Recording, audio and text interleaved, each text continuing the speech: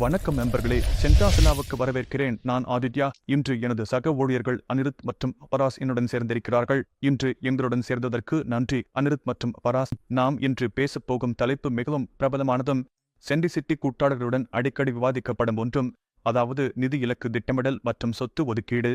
மேலும் இரண்டும் எவ்வாறு ஒன்றோடொன்று நெருக்கமாக தொடர்புடையவை என்பதையும் பற்றி பேசப் போகிறோம். இந்தியா சேமிப்பாளர்களின் நாடு என்று எப்போதும் சொல்லப்பட்டிருக்கிறது, ஆனால் நிதி திட்டமிடுபவர்களின் நாடு அல்ல என்று கூறப்படுகிறது. இன்று நம்முடைய விவாதத்தின் தலைப்பு இந்த உண்மையைச் சுற்றியே அதிகமாக சுழல்கிறது. அப்படியென்றால் பராஸ், நாம் பெரும்பாலும் சேமிப்பவர்கள்தான், ஆனால் எதிர்கால நிதி திட்டமிடல் எவ்வளவு முக்கியம் என்பதை அதிகமாக கவனிக்காமல் இருப்பது பற்றி உங்களது கருத்து என்ன? ஆதித்யா, சேமிப்பதும் முதலீடு செய்வதும் இவை இரண்டும் முற்றிலும் வேறுபட்ட விஷயங்கள். நாம் இந்தியர்கள் சேமிப்பில் மிகச் சிறந்தவர்கள் என்று சொல்லலாம், மற்றும் மக்கள் உடனடி நுகர்வு மற்றும் திருப்தியை அதிகம் நம்ப ஆரம்பித்ததால் மக்கள் தொகை மாற்றத்துடன் இது கொஞ்சம் மாறிக்கொண்டிருக்கிறது. ஆனால் முதலீடு செய்வதில் நாமோ இன்னும் வெகுதூரம் இருக்கிறோம் என்று நினைக்கிறேன். ஏனெனில் சமீபத்திய புள்ளி விவரங்களை கூட பார்த்தால் மிக அதிகபட்சம் 3.5 கோடி பேர் மட்டுமே மியூச்சுவல் ஃபண்ட்களில் முதலீடு செய்கிறார்கள். இதுதான் மிகவும் அதிர்ச்சி அளிக்கும் எண்ணிக்கை, ஏனெனில் நம்முடைய மக்கள் தொகை சுமார் 1.4 பில்லியன் அல்லது 1.5 பில்லியன் இருக்கிறது. மொத்தம் 3.5 கோடி பேர் தான் மியூச்சுவல் ஃபண்ட்களில் முதலீடு செய்கிறார்கள் என்றால் அது கொஞ்சம் கவலைக்கிடமான விஷயம். அதனால் நாம இன்று பேசப்போகும் விவாதம் எல்லாருக்கும் மிகவும் மிகவும் பொருத்தமானதாக இருக்கும் என்பதையும் காட்டுகிறது. சரி, அப்படியென்றால் சேமிப்பு என்றால்? மக்கள் சேமிக்கிறார்கள். அதை படுக்கையின் கீழ் வைத்தால் அதற்கு ஒரு சொல் இருக்கிறது, அதாவது பணவீக்கம். சரி, அது மெதுவாக குறைக்கும். நீங்கள் அந்த பணத்தை சரியாக முதலீடு செய்யவில்லை, உண்மையில் நல்ல வருமானம் தரும் இடத்தில் முதலீடு செய்யவில்லை என்றால் சேமிப்பின் முழு கருத்தும், சேமிப்பின் நோக்கமே வீணாகிவிடும். நீங்கள் பணவீக்கத்தை வெல்லும் வகை சொத்துக்களில் காலப்போக்கில் முதலீடு செய்து அந்த வருமானத்தை பெற வேண்டும். துரதிருஷ்டவசமாக நம்மில் பெரும்பாலோர் எப்போதும் நிலையான வைப்பு, பிக்ஸ்ட் டிபாசிட் பக்கம்தான் அதிகமாக சாய்ந்திருக்கிறோம். அப்படியென்றால் உங்கள் பெற்றோர்கள் அல்லது என் பெற்றோர்கள் பற்றி பேசினால், வரலாற்று ரீதியாக முதலீடு செய்ய விரும்பிய முக்கியமான வழி எப்போதும் ஏற்படிதான். மிகவும் பல நேரங்களில் அது உண்மையில் சிறந்த உண்மை வருமானத்தை தரவில்லை. அனிருத், நான் உங்களிடம் ஒரு மிகவும் எளிய கேள்வி கேட்க விரும்புகிறேன். நாம் சேமிப்பை ஒரு கருத்தாக எளிதாக எடுத்துக்கொள்கிறோம், ஆனால் உண்மையில் சேமிப்பு என்றால் என்ன? அதாவது சேமிப்பின் நோக்கம் என்ன? நாம் நம்முடைய தொழில்முறை வருமானத்திலிருந்து அல்லது வணிக வருமானத்திலிருந்து பணத்தை சேமிப்பதன் மூலம் எந்த அபாயங்களை எதிர்கொள்கிறோம்? அப்படியென்றால் உண்மையில் சேமிப்பின் நோக்கம் என்ன? உண்மையில் அது ஒரு நல்ல கேள்வி ஆதித்யா. நான் ஒரு சிறிய கதையுடன், மிகவும் சுருக்கமான கதையுடன் தொடங்க விரும்புகிறேன். ஒரு மனிதர் சாலையின் சந்திப்பில் நின்று இடது பக்கம் போகலாமா வலது பக்கம் போகலாமா என்று முடிவு செய்ய முடியாமல் இருந்தார். அப்போது அவர் ஒரு மரத்தின் கீழ் உட்கார்ந்திருந்த ஒருவரை பார்த்து, நான் இடது வழியா போகணுமா வலது வழியா போகணுமா என்று கேட்டார். அந்த மனிதர், நீ எங்கே போக விரும்புகிறாய் என்று கேட்டார். அவர், எனக்கு தெரியவில்லை என்று சொன்னார். அதற்கு அவர், அப்போ எது முக்கியம் என்று கேட்டார். நான் எங்கே போக வேண்டும், ஏன் சேமிக்கிறேன் என்று தெரியவில்லை என்றால், எனது இலக்கு, எனது குறிக்கோள்கள் தெரியவில்லை என்றால் அதற்காக திட்டமிட முடியாது. அதனால் குறிக்கோள் திட்டமிடல், முதலீடு அல்லது சேமிப்பு ஆகியவற்றில் முதல் படி என்னுடைய இலக்கு என்ன, நான் ஏன் இதை செய்கிறேன் என்பதை கண்டுபிடிப்பதே. இப்போது நம்முடைய வாழ்க்கையில் நாம் எதிர்கொள்ளும் 2 விதமான அபாயங்கள் உள்ளன. ஒன்று, குறுகிய காலம் வாழும் அபாயம். அவசர நிலைகள் இருக்கின்றன, திடீர் தேவைகள் இருக்கின்றன. அவை தெரியாமலே எதிர்பாராத நிகழ்வுகள் ஆக இருக்கலாம். திட்டமிடப்படாத நிகழ்வுகள். சரி. மேலும் அவை மாற்றுத்திறனாளித்தனமாகவும் இருக்கலாம். இவை உங்கள் செயலில் உள்ள வருமானத்தை பாதிக்கக்கூடும். எனவே 2 வகையான வருமானங்களும் உள்ளன, செயலில் உள்ள வருமானம் மற்றும் செயலற்ற வருமானம். செயலில் உள்ள வருமானம் என்பது நீங்கள் சம்பாதிக்கும் போது கிடைப்பது. நீங்கள் ஒரு வியாபாரத்தில் இருக்கலாம், நீங்கள் ஒரு வேலைக்கு செல்லலாம், உங்களுக்கு ஒரு சம்பளம் இருக்கிறது, உங்களுக்கு ஒரு வருமானம் இருக்கிறது. இந்த எதிர்பாராத நிகழ்வுகள் நம் வாழ்க்கையில் நடந்தால் அது பாதிக்கப்படலாம், இல்லையா? அதை பாதுகாப்பதற்காக ஏற்பாடு செய்ய வேண்டும். அதனால் முதல் அபாயம் என்பது குறுகிய காலம் வாழும் அபாயம், அல்லது விபத்துக்கள், அல்லது உங்கள் செயலில் உள்ள வருமானத்தில் ஏற்படும் அபாயம். இங்கே நான் சேர்க்க விரும்புவது என்னவென்றால், உங்கள் செயலில் உள்ள வருமானம் அபாயத்தில் இருந்தால், அந்த பயணத்தில் நீங்கள் சென்று கொண்டிருந்தால் உங்கள் பாசிவ் வருமானமும் அபாயத்தில் இருக்கும். தானாக அதனால் நாம் என்ன செய்ய வேண்டும், எதிலிருந்து தொடங்க வேண்டும் என்றால், முழு இலக்கு திட்டமிடும் செயல்முறையில் 3 அடிப்படை படிகள் உள்ளன. 1. அவசரநிலை நிதி உருவாக்க வேண்டும். 2. அபாயத்தை எதிர்கொள்ளும் ஒரு கவரை உருவாக்க வேண்டும். 3. தெளிவாக குறுகிய காலம், நடுத்தர காலம் அல்லது நீண்ட காலம் ஆகியவற்றுக்கான இலக்கு திட்டமிடும் ஒரு சாலை வரைபடத்தை உருவாக்க வேண்டும். அதனால் இந்த முழு இலக்கு திட்டமிடும் பயணம் இப்படித்தான் மேற்கொள்ளப்பட வேண்டும். சரி, அனிருத் சரியாக சொன்னது போல, நீங்கள் வலப்பக்கம் போக வேண்டுமா, இடப்பக்கம் போக வேண்டுமா என்பதை தெரிந்து கொள்ள உங்கள் இலக்கு எங்கே என்பதை முதலில் தெரிந்திருக்க வேண்டும். அதனால் இவை எல்லாம் அந்த இறுதி இலக்கிற்கான பல்வேறு இடைவிடைகள். சரி, அப்படியென்றால் முதல் புள்ளி, மீண்டும் எல்லோருக்காக நான் சொல்கிறேன், முதலில் அவசர நிலைகளுக்கான ஒரு நிதி உருவாக்குங்கள்.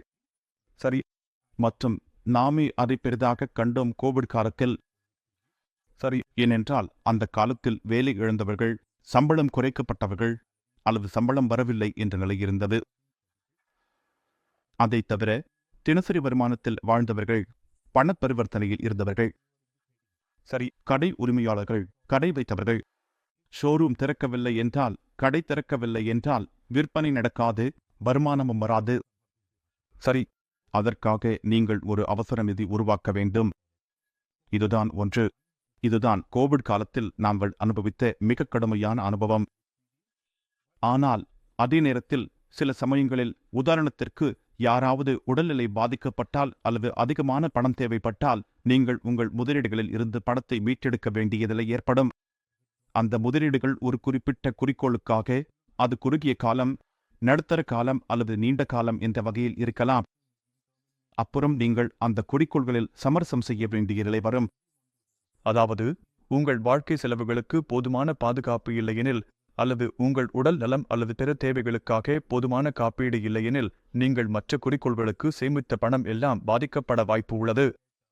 அது குறிக்கோள்களை பாதிக்கும். அது உங்கள் நீண்டகால குறிக்கோள்களை பாதிக்கக்கூடும். மேலும் அது பல வருடங்களாக நீங்கள் செய்த கடின உழைப்பும் பொறுமையுடனான முதலீட்டும் அனைத்தையும் வீணாக்கிவிடும்.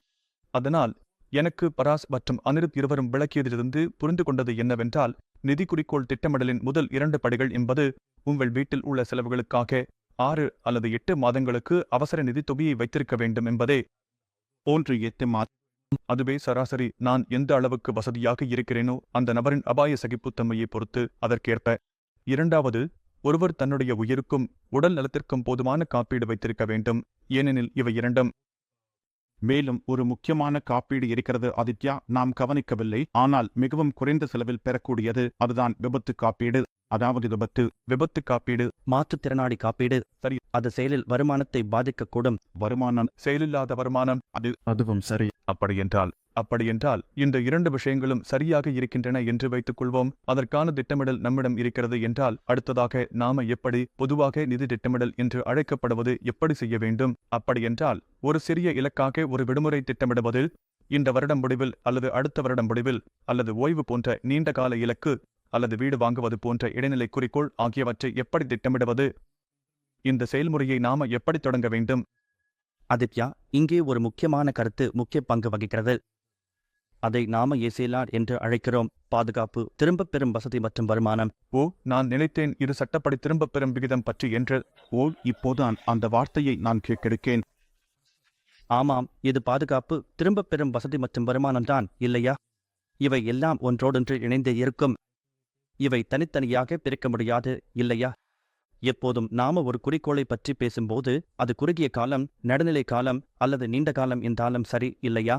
உதாரணமாக சொல்வதானால், உங்கள் நீண்டகால குறிக்கோள்கள் ஓய்வூதியம் ஆகஸ்ட் இருக்கலாம், அல்லது உங்கள் பிள்ளையின் கல்வி, இது இன்னும் 15 அல்லது 18 ஆண்டுகள் கழித்து வரும்.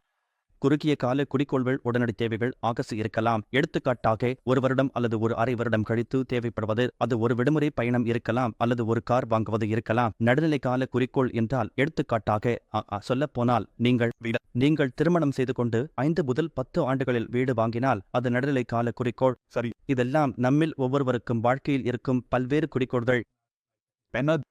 இந்த குறிக்கோள்களுக்கு திட்டமிடுவதற்கு முக்கியமான அளவுகோல்கள் பாதுகாப்பு, திரும்பப் பெறும் வசதி மற்றும் வருமானம். ஏனெனில் நீங்கள் எல்லாவற்றையும் ஈக்விட்டியில் முதலீடு செய்ய முடியாது. ஏனெனில் ஈக்விட்டி சிறந்த வருமானத்தை வழங்கியுள்ளது. நாமும் நிலை வருமானத்துடன் நீண்டகால குறிக்கோள்களை அடைய முடியாது.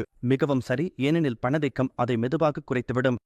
அதனால் பாரா சேமிப்பு மற்றும் முதலீடு பற்றி பேசினதைப் போலவே நான் எல்லாவற்றையும் ரொக்கம் கஷ் அல்லது வங்கிக் குத்தகையில் வைத்தால் அதில் கிடைக்கும் வட்டி சுமார் 5%, 6% மட்டுமே இருக்கும்.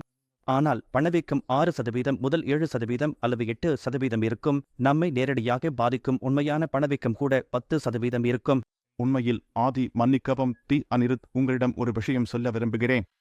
நீங்கள் கல்வி செலவுகளின் பணவீக்கத்தை பாருங்கள், அது இரட்டை இலக்கங்களை இருக்கிறது. நீங்கள் மருத்துவ காப்பீட்டை பாருங்கள், அதுவும் இரட்டை இலக்கங்களில்தான். எனவே எனக்கு புரிந்த அளவில் அது சுமார் 14% இருக்கும். அதனால் பணவீக்கம் 6% அல்லது 7% அல்லது 5% என்று நாம் நினைத்தாலும், அதற்கான தரவு வெளியிடப்பட்டாலும் அது CPI தரவு, அதாவது ஒரு குறிப்பிட்ட கோடை பொருட்களுக்கு. ஆமாம். ஆனால் நம்மை போன்றவர்கள் எதிர்காலத்தில் குழந்தைகள் பள்ளி அல்லது கல்லூரிக்கு போகப் போகிறோம் என்றால் நிச்சயமாக கல்வி பணவீக்கத்தை பற்றி கவலைப்பட வேண்டும் என்று நினைக்கிறேன். இரண்டாவது முக்கியமான விஷயம், மெதுவாக நாமும் அந்த வயதுக்கு நடந்து கொண்டிருக்கிறோம்.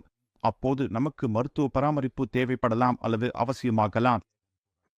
அந்த பணவீக்கத்தையும் பாருங்கள். நான் சொன்னது போல அதுவும் இரட்டை இலக்கத்தில்தான் இருக்கிறது.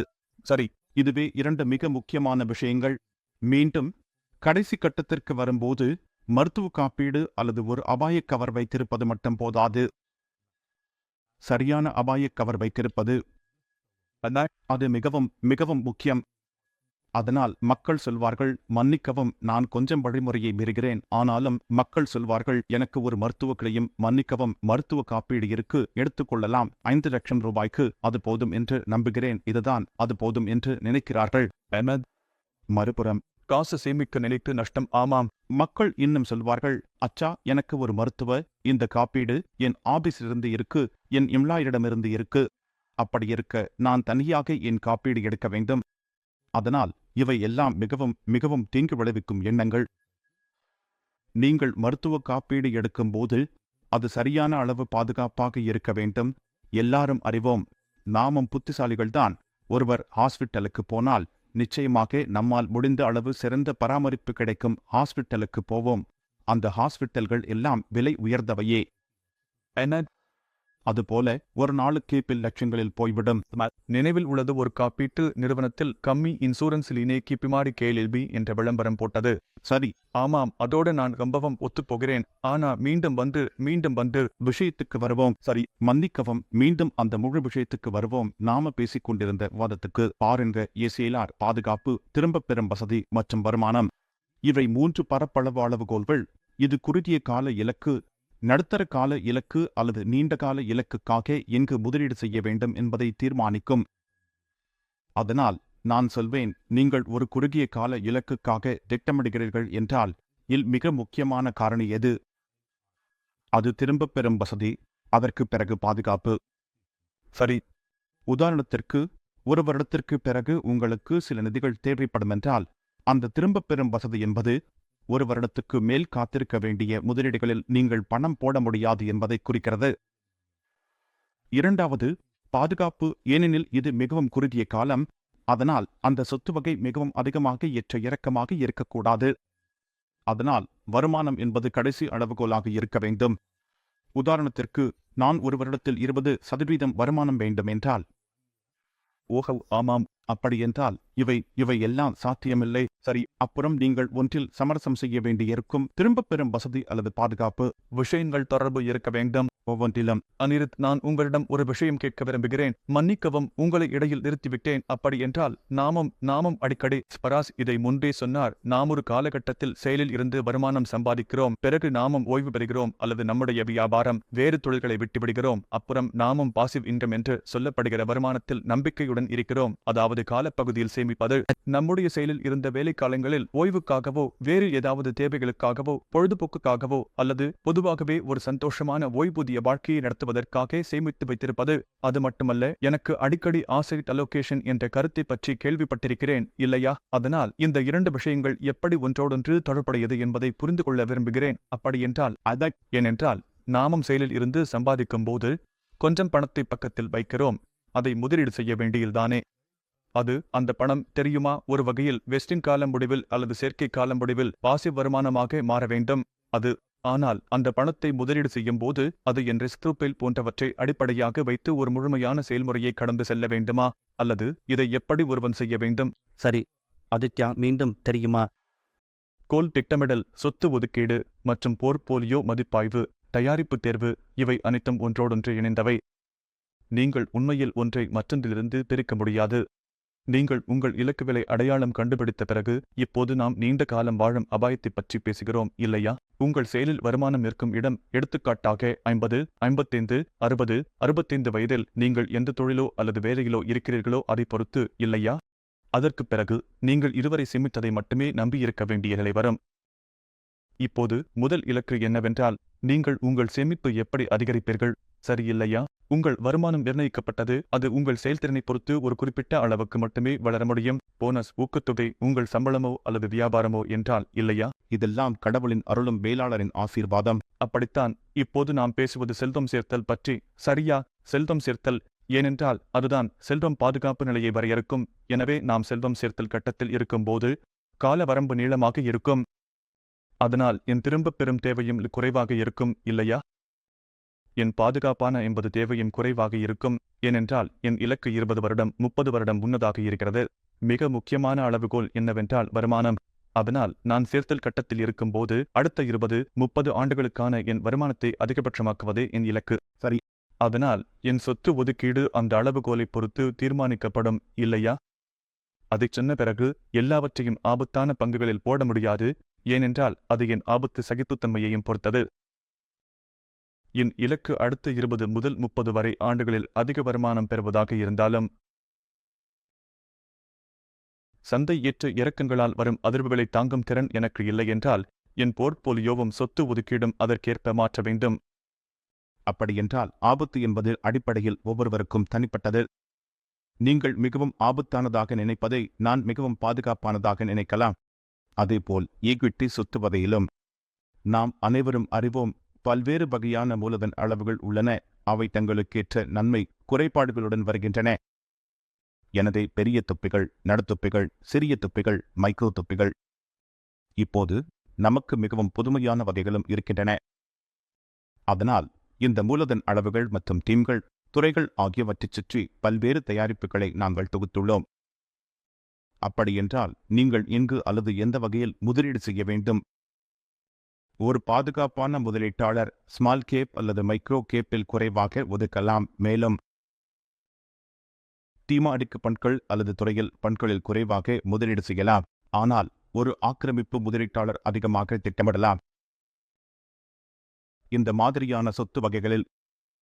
அதனால் மீண்டும் இது என் சொந்த ஆபத்து சுயவிவரம் மற்றும் நான் எவ்வளவு ஆபத்தை ஏற்க தயாராக இருக்கிறேன் என்பதே அந்த நேரத்தில் நான் முதலீடு செய்யும் போது மிகவும் முக்கியமானது. செயலில் இருக்கும் கட்டத்திலும் அதேபோல் நான் முதலீடு செய்கிற போது பாதுகாப்பு நிலை என்ற கட்டத்திலும், ஏனெனில் அப்போதும் நான் என் பணத்தை எல்லாம் எடுத்துக்கொண்டு ஒரு வருடத்திலோ அல்லது மிக குறுகிய காலத்திலோ எல்லாவற்றையும் அனுபவிக்க ஆரம்பிக்கிறேன் என்பதல்ல. நான் என் ஓய்வூதிய வாழ்க்கையின் முழு காலத்தையும் தாங்கிக் கொள்ள வேண்டும். அது 15 முதல் 25 அல்லது 30 ஆண்டுகள் இருக்கலாம். அதனால் அந்த நிலையிலும் நான் முதலீடு செய்ய வேண்டும். ஆனால் அது என் அபாயத்தன்மை மற்றும் இலக்குகளுக்கு ஏற்ப இருக்க வேண்டும். அப்புறம் சரியா? ஏனென்றால் ஆதித்யா, பாதுகாப்பு நிலைக்கு வந்த பிறகு இன்னொரு கருத்து வந்து சேரும். நாம் ஓய்வூதியத்தை கவனித்து விட்டோம் என்றால் 30 முதல் 40 வரை ஆண்டுகள் நான் வாழும் வரை என் வருமானம் அல்லது சேர்த்து வைத்த முதலீட்டுத் தொகை, என் வாழ்க்கை முறையையும் எனக்கு செய்ய விருப்பமான எதையும் எல்லாம் இது கவனிக்கிறது. என் வரம்புக்குள். இதையே மரபு திட்டமிடல் அல்லது அடுத்த தலைமுறைக்கு மாற்றுவது என்றும் சொல்வார்கள். அதனால் பாதுகாப்பு நிலை என்றால் நீங்கள் நினைப்பது போல பயன்படுத்து. ஆமாம், நான் என்னிடம் உள்ள அனைத்தையும் அல்லது என்னிடம் இருப்பதை பயன்படுத்த வேண்டும். நீங்கள் அறிந்திருப்பீர்கள், அதை எடுத்துக்கொண்டு ஒரு வைப்பு அல்லது மிகவும் பாதுகாப்பான கருவியில் வைக்கிறேன், ஏனெனில் இப்போது அதிலிருந்து மட்டுமே நான் செலவழிக்கப் போகிறேன். இதை அடுத்த தலைமுறைக்கு மாற்ற முடியும் என்பதால் அதை மேலும் வளரவிடுவதாகவும் இதன் அர்த்தம். அதனால் இவை எல்லாம் என் சொத்து ஒதுக்கீடு எப்படி இருக்கும் என்பதை ஓய்வு பெற்ற பிறகும் பாதுகாப்பு நிலையில் தீர்மானிக்கும். இது ஒரு மிகப்பெரிய தவறு. பொதுவாக மக்கள் ஓய்வு பெற்ற பிறகு அல்லது அவர்கள் முதலீடு செய்ய திட்டமிடும் போது நீண்ட காலமாக அவர்கள் உருவாக்கிய படத்தை வைத்து என்ன முக்கியமாக நான் பார்த்தது என்னவென்றால், அந்த நேரத்தில் மக்கள் மிகவும் பாதுகாப்பாக நடந்து கொள்கிறார்கள். அவர்கள் பெரும்பாலும் வட்டி வருமானம் தரும் பாதுகாப்புகளில் மட்டுமே முதலீடு செய்கிறார்கள். நான் அதை தவறு என்று சொல்லவில்லை. மேலும் நான் வட்டி வருமானம் தரும் பாதுகாப்புகள் என்று சொல்வது மிகவும் பாதுகாப்பானது, அதாவது நிலையான வைப்பு.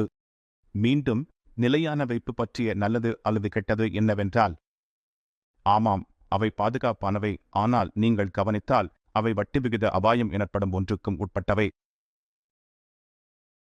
அதுக்யா, நாம் 2 வருடங்களுக்கு முன் போனால் ஒரு நிலையான வைப்பு சுமார் 5% வருமானம் கொடுத்தது. இப்போது ரிசர்வ் வங்கி வெளிப்படையான வட்டி விகித அறிவிப்புக்கு பிறகு அது சுமார் 7.5% ஆக உள்ளது. அப்படியென்றால் ஆனால் இப்போது நாம் இன்னும் 1 வருடம் அல்லது 2 வருடங்கள் கழித்து பார்த்தால் சரி எப்போது என்று நமக்கு தெரியாது. ஆனால் இறுதியில் வட்டி விகிதங்கள் மீண்டும் குறையும். அது நம்மால்தான். இது சுழற்சி மாதிரியானது. பாருங்கள், செலவுகள் ஒரே வழியில் போய்க்கொண்டே இருக்கின்றன, ஆனால் நீங்கள் சார்ந்திருக்கும் வருமானம் சுழற்சி மாதிரியானது. அதனாலும் ஒரு அபாயம் இருக்கிறது.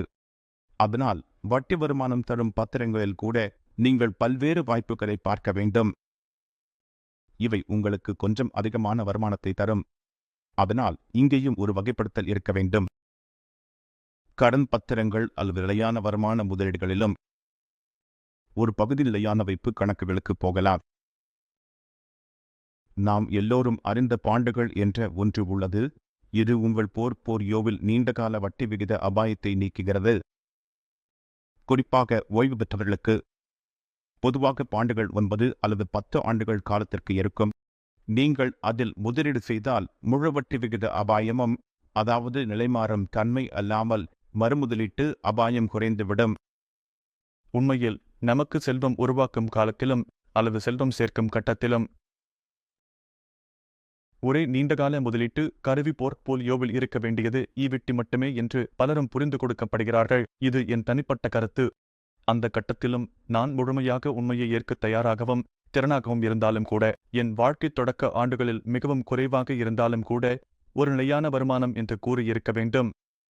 அது காலப்போக்கில் மெதுவாக குறையலாம், ஆனால் நேரம் செல்ல செல்ல நான் நிலையான வருமானத்தை அதிகரிக்க முடியும். நான் ஓய்வூதியத்திற்கு அருகில் வரும்போது குறைந்தபட்சம் ஆரம்பத்தில் எனக்கு ஒரு பகுதி இருக்க வேண்டும். காரணம் என்னவென்றால் ஈக்விட்டியும் நீண்ட காலத்திற்கு சுழற்சி கொண்டவே. சுவாரஸ்யம். ஆமாம் ஆமாம், நாம் தைரியமான திட்டமிடல் பயணத்தை உற்சாகத்துடனும் தீர்மானத்துடனும் தொடங்குகிறோம். நான் 20 வருடங்கள் சிட் செய்ய வேண்டும். அந்த பணத்தை நான் எடுத்துக்கொள்ள மாட்டேன் என்று முடிவு செய்கிறேன். 20% சரிவை சந்திக்கையில் என் தீர்மானம் உடனே காற்றில் போய்விடுகிறது. என்னை நம்புங்கள், இது புள்ளி விவரத் தரவு. பதிவு செய்யப்படும் பெரும்பாலான 3 ஆண்டுகளுக்கு பிறகு நிறுத்தப்படுகின்றன. ஆமாம், அது ஒரு கடுமையான உண்மை. நாம் நீண்ட காலத்தை பற்றி பேசுகிறோம், இது நடுத்தர காலம் கூட இல்லை. சரி, அதனால் நாம் மிக விரைவாக கைவிடுகிறோம். அதற்கான காரணம் ஏனென்றால் நாம் ஈக்விட்டி முதலீட்டில் மிக அதிகமாக ஆக்கிரமமாக இருக்கிறோம். நீங்கள் சொன்னது போல, எப்போது தேவையோ அல்லது நாம் நம்முடைய முதலீடுகளை சரியாக திட்டமிடவில்லை என்றாலோ எப்போது தேவையோ அப்போ மக்கள் அந்த 3 படிகளில் ஒன்றை தவறவிடுகிறார்கள். நாம் அவசர நிதி, அபாய சக்தி அல்லது வேறு ஏதாவது பற்றி பேசினோம். அதனால் எப்போது தேவையோ. மேலும் வெளிப்படையாக இந்த முழு நியாயமும் நான் 20 ரிட்டர்னை பெறவில்லை. விடுவோம், வெளியே போய் அந்த வருமானத்தை அனுபவிப்போம் அல்லது ஏதாவது செய்யலாம். அதிக வேகமாக கைவிடுகிறார்கள். எனக்கு நினைக்கிறது, சிறியதாக முதலீடு செய்ய ஆரம்பித்தாலும் பராமரிப்புடன் இருங்கள். மீண்டும் வந்து நீங்கள் சொன்னது போல அங்கே ஒரு நிலையான வருமானம் இருக்க வேண்டும். அதற்காக பல்வேறு கருவிகள் உள்ளன. குறுகிய கால பத்திரங்கள் கூட இருக்கின்றன. மற்றும் மிகவும் புதுமையான ஒரு தயாரிப்பு உள்ளது. அது RBI மூலம் ஒழுங்குபடுத்தப்படுகிறது. அதற்கு P2P என்று பெயர். ஆம், அதை பற்றியும் நான் கேட்டிருக்கிறேன். மிகவும் சிறந்த முறையில் நல்ல வருமானத்தை பெறும் வழி, அல்லது அபாயம், மன்னிக்கவும், பணவீக்கத்தை வெல்லும் வருமானம், ஒரு நல்ல உண்மையான வருமானம். அங்கே நீங்கள் உங்கள் அவசர நிதிகளுக்காக அல்லது அதன் ஒரு பகுதியை குறுகிய கால தேவைகளை கவனிக்க வைக்கலாம். அந்த மாதிரியான முதலீடுகளில் செய்ய முடியும். அப்படியென்றால் முக்கியமான மந்திரம் என்னவென்றால் பல வகையான நோட் ஓன்லி ஏசிக் கிளாஸை பற்றோடத்தையும் பல்வேறு வகைகளில் பங்கிடுவதுதான். மற்றும் சில வகையான கருவிகளில் மட்டும் மனதை நிலைநிறுத்திவிடக்கூடாது. ஏனெனில் ஆதித்யா, நாமும் பார்த்திருக்கிறோம், சில காலங்களில் ஈக்விட்டி 5, 6, 7 ஆண்டுகள் அல்லது 10 ஆண்டுகள் வரை கூட சுமார் 0 அல்லது எதிர்மறை வருமானம் தான் கொடுத்திருக்கிறது. சீனா ஒரு சிறந்த உதாரணம் இல்லையா? கடந்த 15 ஆண்டுகளின் வருமானத்தை எடுத்தால் சீனாவுக்கு அது பெரும்பாலும் எதிர்மறைதான் இல்லையா? யாராவது சீனாவில் மட்டும், அதுவும் ஈக்விட்டியில் மட்டும் முதலீடு செய்திருந்தால் அவர்கள் உண்மையில் பணத்தை இழந்திருக்கவே செய்வார்கள், இல்லையா? நீங்க ஏன் சீனா போறீங்க? அந்த காலத்தை மட்டும் நினைவு கூறுங்க. பிரிம் 2000க்கு பிறகு சுமார் 6 ஆண்டுகள். ஆமாம், இல்லை, அது அப்படியே இருந்தது. இந்தியா மாதிரி வேகமாக வளர்ந்த பொருளாதாரத்தில் கூட அப்போது எந்த வருமானமும் கிடைக்கவில்லை. அந்த காலங்களில் தங்கம், கடன், நிலையான வருமானம், ரியல் எஸ்டேட் ரேட்ஸ் போன்ற சொத்து வகைகள் மிகவும் சிறப்பாக செயல்பட்டிருக்கின்றன. அதனால் உங்கள் பணம் பல சொத்து வகைகளிலும் பல தயாரிப்பு வகைகளிலும் பகிர்ந்தளிக்கப்பட்டிருந்தால் அது உங்கள் பயணத்திற்கு பெரிய ஷாக் அப்சார்பராக செயல்படும். அது 20 முதல் 30 வரை ஆண்டுகள் கழித்து வரும் பயணத்திற்கு. அதுதான் மிகவும் முக்கியமான விஷயம். ஏனெனில் ஈக்விட்டி சரிவடைந்தால் வேறு சொத்து வகை உங்களை பாதுகாத்தோ அல்லது வருமானம் கொடுத்தோ இருந்தால் நீங்கள் உங்கள் சொத்து ஒதுக்கீட்டை மறுபிரிப்பாகவும் சமநிலைப்படுத்தவும் முடியும். அதுதான் உண்மையில் இதன் அர்த்தம். அதனால் அது அப்படியில்லை. எனக்கு 100 ரூபாய் இருந்தது. அதில் 25 ரூபாய் வீதம் 4 இடங்களில் போட்டு மறந்துவிட்டேன். நான் அதை காலாண்டு, வருடாந்திர அடிப்படையில் பார்த்து எந்த சொத்து வகை நன்றாக செயல்பட்டது, எது செயல்படவில்லை என்பதை பார்த்து அதை மீண்டும் சமநிலைப்படுத்த வேண்டும்.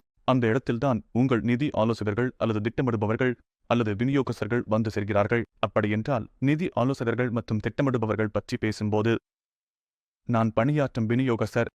எனவே நம்முடைய விவாதத்தின் முக்கியமான சாராம்சங்களில் ஒன்று சொத்து ஒதுக்கீடு மற்றும் பன்முகப்படுத்தல் என்று நம்புகிறேன். அப்படியென்றால் பன்முகப்படுத்தல் என்றால் என் போர்ட்போலியோவில் அதிகமான கருவிகள், அதிகமான திட்டங்கள் என்று நாம் தான் நம்பலாமா? என்னிடம் அதிக திட்டங்கள் இருந்தால் நான் சிறப்பாக பன்முகப்படுத்தப்படுவேன். இது எனக்கு ஒரு பாதுகாப்பான முகமா? உண்மையில் ஆதித்யா, டிவர்சிபிகேஷன் என்றொரு சொல் இருக்கிறது. சரியா? இல்லை, என் பெயர் டார்சேடி. இந்த வீடியோவின் ஆசிரியர் நான்தான். ரசிப்பீர்கள். அது மிகவும் பெயர் சரி. அதை உடைப்பின் டிவர்சிபிகேஷன், மொழிபெயர்ப்புகள் டிவர்சிபிகேஷன். அதிகமாக பன்முகப்படுத்துவது கூட உதவாது. ஏனென்றால் நாமே விஷயங்களின் ஆழத்தில் போனோம்னா. சரியா? எனக்கு 15, 20, 30 மியூச்சுவல் ஃபண்டுகள் இருந்தால் அவை பிளெக்சிகே அல்லது எந்த வகையைச் சேர்ந்ததாக இருந்தாலும் அங்கு பெரிய அளவில் ஒன்றுடன் ஒன்று இருக்கும், இல்லையா? முடிவில் நீங்க செய்தது என்னன்னா, ஒரே மாதிரியான அடிப்படை போர்ட்போலியோவை வெறும் வேறுபட்ட இடங்களில் வேறுபட்ட முறையில் அதிகமாக வாங்குறீங்க. பேர்களும் பிள்ளைகளும் வேறாக இருக்கலாம், ஆனா கடைசியில் வாங்குறது மாதிரியானதான். அப்புறம் எப்போது நான் என்ன செய்யணும், மறுசீரமைப்பு அல்லது வேறு ஏதாவது செய்யணும் என்ற முடிவுகளை எடுக்க வேண்டிய நேரத்தில் அது கடினம். ஏனென்றால் அப்போ அந்த முடிவை எடுக்க நம்ம பல ஃபண்டுகளை பார்க்க வேண்டியிருக்கு. மிகவும் சரி. நான் உங்களை எடுத்துச் செல்கிறேன். அது உண்மையில் ஆச்சரியமாக இருந்தது. நான் தொடர்ந்து விமர்சனத்திற்காக பல போர்ட்போலியோக்களை பார்க்கிறேன். அதில் சில போர்ட்போலியோக்களில் ஒன்று 75 ஃபண்டுகளுடன் ஒரு நிறமான போர்ட்போலியோ. வா, இது எல்லாம் ஹைடைஜெஷன் மாதிரி. இது சரியான வழி கிடையாது. அதனால் மிக அதிகமாக டைவர்சிஃபை செய்யும் போது கூட ரிட்டர்ன் பாதிக்கப்படலாம். ஏனென்றால் மிக அதிக டைவர்சிபிகேஷனும் மிக கூடிய சரிவும் இடையே ஒரு சமநிலையை கண்டுபிடிக்கணும். பொதுவாக நான் பார்த்ததெல்லாம் சுமார் 10 முதல் 15 வரை சாக்கள் இருக்கலாம். அது சார்ந்தது. மன்னிக்கவும், நிறுத்தங்கள் இல்லை. மன்னிக்கவும், எனக்கு தவறிவிட்டது. மியூச்சுவல் ஃபண்டுகள் போர்ட்போலியோவின் அளவை பொறுத்து நான் நினைக்கிறேன் இது போதுமானது. இன்னொரு விஷயம் யாராவது புரிந்து கொள்ள வேண்டியது, இது எனக்கு பிடித்தமான விஷயம், அதனால் நான் தொடர்ந்து இதை பற்றி பேசிக்கொண்டே இருப்பேன். நீங்கள் முழு போர்ட்போலியோவை 2 பகுதிகளாக பிரிக்க வேண்டும். ஒரு கோர் போர்ட்போலியோ மற்றும் ஒரு டாக்டிக்கல் போர்ட்போலியோ. அருமை மற்றும் தெளிவாக நாம் அதிகமாக பேச மாட்டோம், ஆனால் டாக்டிக்கல் போர்ட்போலியோவில்தான் நமக்கு ஆல்வா கிடைக்கும். இரண்டாவது புள்ளி, நாம் இன்வெஸ்ட்மெண்ட் அட்வைசர்களை பற்றி பேசிக் கொண்டிருந்தோம். எனவே நான் சொல்வது என்னவென்றால், ஒரு இன்வெஸ்ட்மெண்ட் அட்வைசரின் முக்கிய பங்கு உங்களுக்கு சிறந்த ஃபண்டை பரிந்துரைப்பது அல்ல. மற்றும் அது ஒழுங்குமுறை நோக்கில் பார்த்தால் அவர் அதை செய்ய வேண்டும் என்று எதிர்பார்க்கப்படுவதும் இல்லை. அவரது முக்கிய கடமை உணர்வுகளை கட்டுப்படுத்துவது. ஏனெனில் இறுதியில் முதலீடு என்பது முழுவதும் உணர்வுகள், உங்கள் உணர்வுகளை கட்டுப்படுத்துவதுதான். அதனால் முதலீட்டு பயணத்தை வழிநடத்தும் 2 அடிப்படை உணர்வுகள் உள்ளன. இதுவரை நாம் பல்வேறு வடிவங்களில் இதை பற்றி விவாதித்துள்ளோம். பேராசை மற்றும் பயம். அப்படியென்றால் மார்க்கெட்டுகள் நன்றாக செயல்படுகின்றன. மார்க்கெட்டுகள் மிகவும் சிறந்த வருமானங்களை வழங்கும் போது என் நண்பர்கள் 20% வருமானம், 30% வருமானம் அல்லது 80% வருமானம் பெற்றதாக சொல்கிறார்கள். ஆனால் நாமும் முதலீடு செய்ய விரும்புகிறோம். சரி, ஆனால் அது தொடங்க சிறந்த நேரம் அல்ல என்பதை புரிந்து கொள்ளாமல். மற்றும் பெரும்பாலானவர்கள் செய்வது என்னவென்றால், சரியான நேரம் அல்லாத போதும் அவர்கள் தொடங்குகிறார்கள். அதற்கு பிறகு அவர்களுக்கு ஒரு மோசமான அனுபவம் ஏற்படுகிறது. பிறகு அவர்கள் சொல்வார்கள், முதலீடு எனக்கு பொருந்தவில்லை என்று. இப்படிப்பட்ட பலரை நான் சந்தித்திருக்கிறேன். ஆனால் நான் தொடங்கும் தருணத்தில் மார்க்கெட் சரிந்து விடுகிறது. அதுதான் பிரச்சனை. அதற்கு பிறகு முறையான முதலீடு இந்த பயணத்தில் நிச்சயமாக உதவும். இரண்டாவது, நியாயமாகவே ஒருவேளை யாராவது கோவிட் காலத்தில் ஏற்பட்ட அதிரடி வீழ்ச்சியில் முதலீடு செய்திருந்தால் நிச்சயமாக அப்போது வேறு காரணங்களும் இருந்தன. அது உண்மையில் என்ன? ஆனா அங்க ஒரு கண்காட்சி நடந்துச்சு. நாளை என்ன நடக்கும்? உலகம் தப்பிக்குமா இல்லையா? சரியா? ஈக்விட்டி மார்க்கெட்டுகள் தப்பிக்குமா இல்லையா? என்ன நடக்கும்? ஆனால் அந்த நேரத்தில் யாராவது முதலீடு செய்திருந்தால் தரவு சொல்வது அந்த நபர் பெற்றது. ஒரு அதிசயத்துக்கு குறையாது, இல்லையா? அப்படியென்றால் சுருக்கமாக சொன்னால் நீங்கள் குதிரையை வீடுகளுக்கு முன்னால் வைக்க முடியாது. அதாவது முதலில் நீங்கள் என்ன செய்ய விரும்புகிறீர்கள், ஏன் செய்ய விரும்புகிறீர்கள் என்பதை வரையறுக்க வேண்டும். அதற்கு பிறகு பல்வேறு சொத்துப்பவைகள் மற்றும் தயாரிப்புகளை தேர்வு செய்ய வேண்டும், இல்லையா? அதனால் தயாரிப்பு தேர்வு முதலில் வரக்கூடாது. உதாரணத்திற்கு, ஒரு குறிப்பிட்ட பங்கு அல்லது ஃபண்ட் அல்லது குறிப்பிட்ட நீங்கள் அறிந்த தயாரிப்பு மிகவும் நன்றாக செயல்பட்டிருக்கிறது, அதனால் வாங்கலாம் என்று நினைக்கிறோம். கடன் தயாரிப்பாக இருக்க முடியாது. அது ஏபோயமோ அடிப்படையிலான கூட்ட மனப்பான்மையிலான முதலீடு. ஆமாம், அது அந்த ஓட்டத்தில் அந்த செயல்முறையில் போக வேண்டும். முதலில் உங்கள் இலக்கு திட்டமிடலை செய்கிறீர்கள், உங்கள் அபாயத்தன்மையை மதிப்பீடு செய்கிறீர்கள், சொத்து ஒதுக்கீட்டை செய்கிறீர்கள். சொத்து ஒதுக்கீட்டிற்கு வந்த பிறகுதான் தயாரிப்பு தேர்வை ஆரம்பிக்க வேண்டும். மற்றும் பராஸ் சொன்னது போல, அந்த சொத்து வகையை உருவாக்கும் போது மற்றும் போர்ட்போலியோ உருவாக்கும் போது நீங்கள் ஒரு கோர் மற்றும் டாக்டிகல் போர்ட்போலியோ வைத்திருக்கலாம். டாக்டிகல் போர்ட்போலியோவில் சந்தையின் மாற்றங்களை பொறுத்து உங்கள் போர்ட்போலியோவை மாற்றம் செய்யலாம் அல்லது நுணுக்கமாக அமைக்கலாம். அனிருத், பராஸ், நாம் இங்கே மிகவும் சுவாரஸ்யமான விஷயங்களை விவாதித்தோம். நாம் இலக்கு திட்டமிடல் மற்றும் சொத்து ஒதுக்கீட்டை பற்றி பேச ஆரம்பித்தோம், ஆனால் அதற்குள் பல சிறிய விஷயங்களையும் விவாதித்தோம். உதாரணத்திற்கு, செயலில் ஈடுபடும் மற்றும் பாசிவ் முதலீடுகள், செயலில் ஈடுபடும் மற்றும் பாசிவ் வருமானம். இவை எல்லாம் ஒன்றோடொன்று தொடர்புடையவை. உங்களுக்கு தெரியும், செல்வ குவிப்பு கட்டம் போன்ற அனைத்தும் ஒன்றோடொன்று இணைக்கப்பட்டுள்ளன. மற்றும் செல்வத்தை பாதுகாக்கும் கட்டமும். அது எப்படி? சொத்து ஒதுக்கீடு மீண்டும் நுணுக்கமாக இணைக்கப்பட்டிருக்கும் இலக்கு திட்டமிடல், நிதி இலக்கு திட்டமிடல். மொத்தத்தில் மிகவும் சுவாரஸ்யமான விவாதம். நிச்சயமாக நம்முடைய பார்வையாளர்கள் இதிலிருந்து பெரிதும் பயன் பெறுவார்கள் என்று எனக்கு நம்பிக்கை. நாம் முடிக்கும் முன் இந்த பணிமணி முழுவதையும் மீண்டும் ஒருமுறை விளக்குமாறு உங்களை கேட்டுக்கொள்கிறேன். அதனால் என நினைக்கிறேன். அதனால் இதை கொஞ்சம் உயர்த்திப் பார்ப்போம். ஆம், சரி. நான் இதை சுருக்கமாகச் சொல்வதானால், ஒரு சாதாரண மனிதரின் பார்வையில் ஒரு எதிர்மறை கேள்வி கேட்பவராக நான் நடிக்கிறேன் என்றால், இலக்கு திட்டமிடல் செயல்முறையின் முதல் படி என்னவென்றால் அடையாளம் காண்பது. நீங்களே அறிந்தது போல, அனிருத் சொன்னது போல, நான் எந்த திசையில் செல்ல விரும்புகிறேன், வாழ்க்கையின் எந்த கட்டத்தில் இருக்கிறேன், எனக்கு தெளிவாக தெரிகிறது. என் இறுதி இலக்குகள் என்ன என்பதை கண்டறிவது. அதற்கு பிறகு இந்த செயல்முறையை பற்றி யோசிக்கத் தொடங்குகிறேன். இந்த செயல்முறையை தொடங்கும் போது நான் செய்யும் முதல் படி எனக்காக ஒரு அவசர நிதிப்பொதி உருவாக்குவது. அதாவது, நான் வேலை பார்த்து கொண்டிருக்கலாம் அல்லது ஏதாவது வியாபாரம் செய்து கொண்டிருக்கலாம். நான் குறைந்தது 3 மாதம் முதல் 8 மாதம் வரை முன்கூட்டியே திட்டமிடுவேன். அதாவது என் வீட்டு செலவுகள் அல்லது அவசர செலவுகள் என்னவாக இருக்கலாம் என்று கணக்கிடுவேன். அந்த நிதிப்பொதியை உருவாக்கி அதை தனியாக வைக்கிறேன். அந்த நிதிப்பொதியில் இருந்து அதிக வருமானம் ஈட்டுவது என் நோக்கம் அல்ல. இங்கே நோக்கம் என்னவென்றால் பாதுகாப்பான ஒரு நிதிப்பொதி வைத்திருக்க வேண்டும். விலை உயர்வை வெல்லும் பாதுகாப்பான நிதிப்பொதி. இது எதிர்பார்க்க முடியாத மோசமான காலங்களில் எனக்கு உதவக்கூடியதாக இருக்க வேண்டும். இரண்டாவது விஷயம் நிச்சயமாக ஒரு மனிதன் சந்திக்கக்கூடிய மிகப்பெரிய அபாயம். என் உயிருக்கும் உடல்நலத்திற்கும் ஏற்படும் எந்தவொரு தடையும் தான். அதனால் எனக்கு போதுமான காப்பீடு இருக்க வேண்டும். குறைவான காப்பீடு வழங்கும் நோய்களை தவிர்க்க வேண்டும். நான் உயிர் காப்பீடும் மற்றும் உடல்நலம் மருத்துவ காப்பீடும் போதுமான அளவில் வைத்திருக்க வேண்டும். ஏனெனில் இவை எல்லாம் நம் நாட்டில் சராசரி நுகர்வோர் விலை குறியீட்டைக் காட்டிலும் அதிக விலை உயர்வை கொண்டவை. அதற்கு பிறகுதான் நான் என் குறுகிய, நடுத்தர மற்றும் நீண்டகால இலக்குகளுக்கான திட்டமிடலுக்கு செல்வேன். குறுகிய கால இலக்குகள் நிச்சயமாக வந்து போகும். ஆனால் நீண்டகால இலக்குகள் என்றால் ஓய்வூதிய திட்டமிடல் போன்றவை மற்றும் குழந்தைகளின் கல்வி, திருமணம் போன்றவை. ஆனால் நீங்கள் குறிப்பிட்டது போல மிகவும் சுவாரஸ்யமான ஒரு கருத்து இருக்கிறது.